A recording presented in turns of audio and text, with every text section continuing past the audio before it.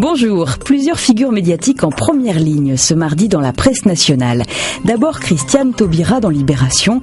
Le quotidien se demande à quoi joue la garde des Sceaux qui fait figure de poids lourd du gouvernement mais qui n'hésite pas pour autant à fronder si nécessaire. Dans une interview, elle se défend d'être d'une façon ou d'une autre en dehors du gouvernement, mais elle dit avoir de sérieuses batailles à mener dans son domaine de la justice. Dans son édito, Laurent Geoffrin évoque pour sa part les différends entre Manuel Valls et Christiane Taubira, tout en estimant qu'il y aura de toute manière réconciliation.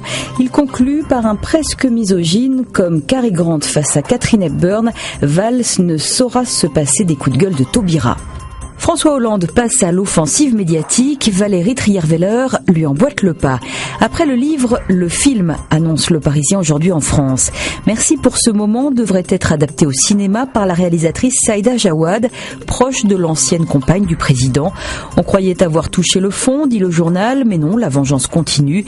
Nauséeux car nuisant au sérieux de la fonction présidentielle, mais jouissif aussi visiblement pour le journal puisqu'il s'interroge sur le casting en mentionnant faussement naïvement Julie Gaillet. Dur de jongler entre morale, politique et people. La troisième personnalité du jour est écrivain. Il s'agit de Michel Houellebecq qui sort un nouveau roman, Soumission, fait polémique. Le pitch est le suivant. En 2022 en France, la présidence se retrouve aux mains d'un parti musulman qui s'est allié au PS et à l'UMP pour faire front au FN. Cette politique fiction fait réagir. On parle de suicide littéraire, de boulevard pour une nouvelle montée de l'extrême droite. L'écrivain, lui, se défend de vouloir juste agiter ou énerver. Un universitaire renchéri, ce qu'il décrit dans ses livres, c'est souvent ce qu'il déteste le plus. Et les précédents ouvrages n'ont pas échappé à de telles polémiques. On l'a déjà accusé de misogynie ou de faire la promotion du tourisme sexuel. Et si tout cela n'était que littérature.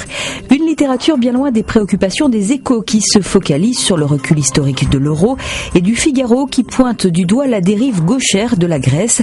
Ce à quoi l'Humanité rétorque que cette gauche qui fait peur peut être demain porteuse d'espoir pour tout le continent. On ne réconciliera pas ces journaux. Voici pour finir le regard de Plantu sur l'action gouvernementale de cette nouvelle année.